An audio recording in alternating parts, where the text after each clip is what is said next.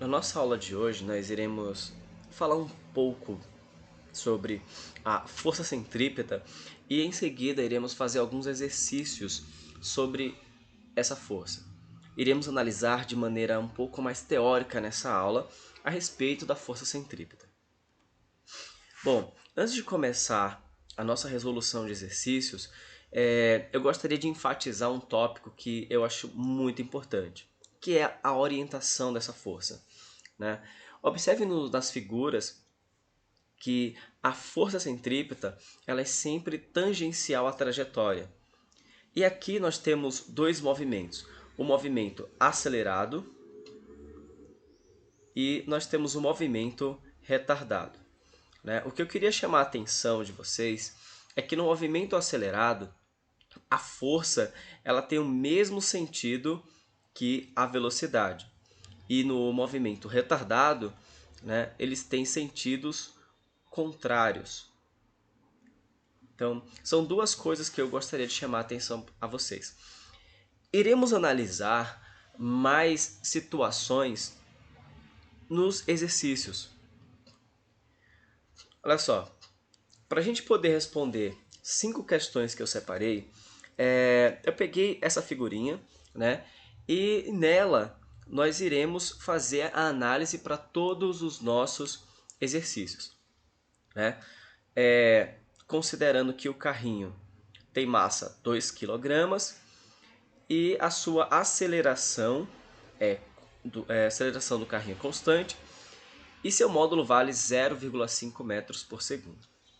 Então aqui eu tenho algumas setas, né, representando vetores que podem estar relacionados com situações que serão propostas nos exercícios. Tá? Então vamos resolvendo cada um deles e aí a gente vai estar analisando cada um desses vetores.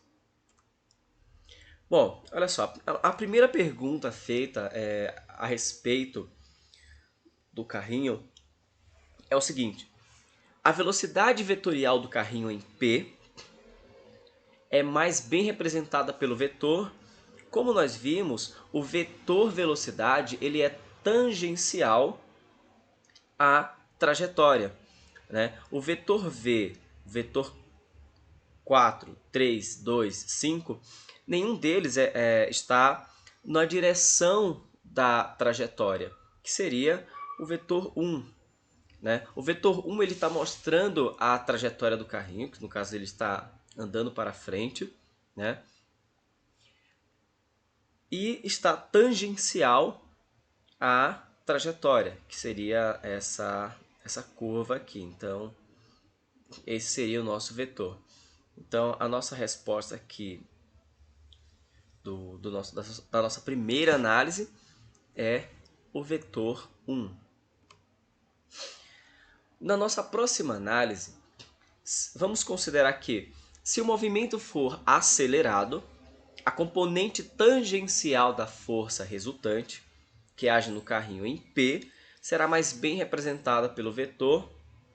Então, mais uma vez, nós vimos logo no início do vídeo que a força, o vetor força e o vetor velocidade, eles estarão no mesmo sentido, né? Caso o movimento seja acelerado. Logo, o único vetor que representa exatamente o que está descrito no enunciado é o vetor 1. Na nossa próxima abordagem, vamos agora considerar que o movimento é retardado, né? Então, a componente tangencial da força resultante que age no carrinho, ela será mais bem representada, como vimos no início do vídeo.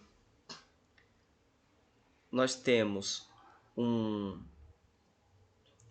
movimento que é retardado, né? E se o movimento é retardado, a componente tangencial da força resultante, que age no carrinho, terá sentido oposto ao do movimento. Então, nós temos aqui a componente da velocidade e nós temos aqui a componente da força. Então, o vetor que melhor representa isso é o vetor 5.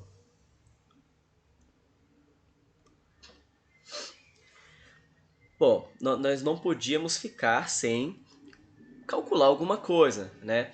Então, agora vamos calcular alguma coisa. A intensidade da componente tangencial da força resultante, que age no carrinho, vale. Bom, como nós sabemos, a força ela é calculada pela massa vezes a aceleração, né? Como a nossa força resultante aqui ela está na horizontal, então a nossa força aqui será a massa do carrinho, como foi dito, que é 2 kg, vezes a aceleração, que é 0,5. Então, a nossa componente aqui, a nossa força resultante, né, ela vale 1 newton. Tá? Resposta, letra D. Bom, nossa próxima análise vai ser as seguintes proposições. Ao longo da trajetória, a componente tangencial da força resultante que age no carrinho tem intensidade variável? Não. Né? A intensidade da força é constante. Lembrando que a aceleração é constante. Então, isso aqui está errado. Né? Isso aqui está errado. A 2.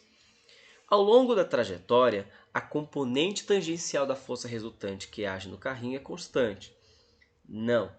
A força ela é variável, já que muda de direção ao longo da trajetória. Né? Então, isso aqui também está errado. Na 3. Ao longo da trajetória, a velocidade vetorial do carrinho tem intensidade variável. Correto. Né? Como o carrinho possui aceleração, então ele possui variação de velocidade. Né? Se ele não tivesse aceleração, a velocidade seria constante, mas ele possui aceleração, então existe uma variação de velocidade. Então a 3 está correto. 4. Quem provoca as variações do módulo da velocidade do carrinho ao longo da trajetória é a componente tangencial da força resultante que age sobre ele. Também está correto, porque se a nossa força ela for diferente de zero, a velocidade vetorial varia em instante. Então, a 4 também está correta. Bom, eu espero que esse vídeo tenha ajudado vocês. São questões bem mais teóricas, foi uma análise bem teórica sobre a força centrípeta. Nos próximos vídeos iremos abordar um pouco mais questões com cálculo. Até a próxima!